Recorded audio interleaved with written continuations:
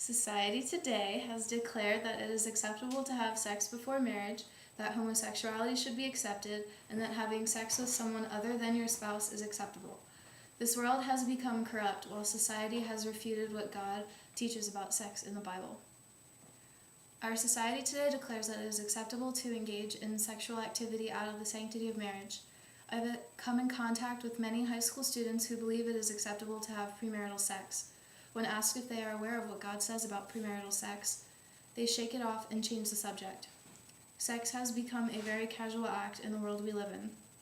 It has become acceptable to have numerous sexual partners before settling down and getting married. God refutes this belief by stating in 1 Corinthians 6:13, "The body is not meant for sexual immorality, but for the Lord, and the Lord for the body." God created sex to be enjoyed between a husband and a wife.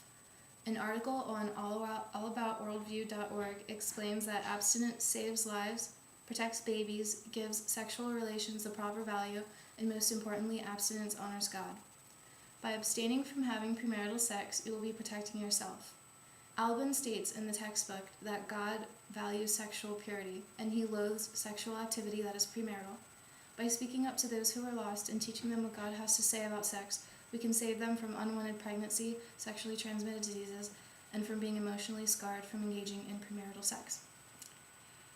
Homosexuality has been an increasingly popular topic in our society today. It is becoming more and more acceptable for a man to be with a man or a woman to be with a woman. This goes against what God says about homosexuality in the Bible. Leviticus 20:13 declares, "If a man lies with a man, both of them have committed an abomination. They shall surely be put to death. Their blood is upon them." God makes it perfectly clear that he does not condone homosexual behavior. Our world ignores what God has to say and continues to live in sin. Gay marriage has also been a popular topic in today's news, and it is becoming accepted by more people each day. Those who believe in what God has to say and believe that gay marriage is wrong are criticized and accused of not believing in freedom and equality for all. Those who are for gay marriage and homosexuality are ignoring religion and following the trend of having equal rights for every relationship.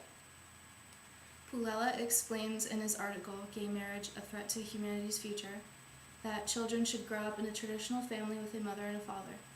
As Christians, it is important to be kind to those who are trapped in this sin and attempt to explain to them what God's views are about homosexuality and gay marriage. By doing so, we would be able to show others what is right and allow them to refrain from believing that this sinful nature is acceptable. We hear a lot about married couples getting a divorce because the husband or the wife cheated on them with someone else. This is becoming more of a problem as we see more children growing up without both of their parents. The Lord states in Hebrews 13:4, "Marriage should be honored by all, and the marriage kept pure, for God will judge the adulterer and all the sexually immoral." It is clear that God highly values marriage and wants us to keep it the way he intended it to be, holy and pure. This is not the case in today's society, where we hear about husbands cheating on their wives and men being addicted to pornography. Many have forgotten that addiction to pornography and lusting after someone who is not their spouse is just as sinful as adultery in God's eyes. In order to remedy this problem in our society, it is best to share God's views on marriage with those who are struggling with adultery, pornography, or lust. Reminding others of the sanctity of marriage would give them the opportunity to come to God and ask for forgiveness so they can live a life and have a marriage that is pleasing to God. It is easy to get lost in the ideas of this world. If you hear someone who believes that premarital sex is okay, tell them what the Lord says about waiting until marriage.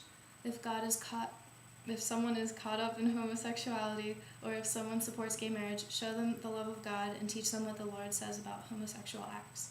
If someone is struggling with pornography addiction or are caught in lust or adultery, urge them to pray for a pure and holy marriage, one that God will be pleased of.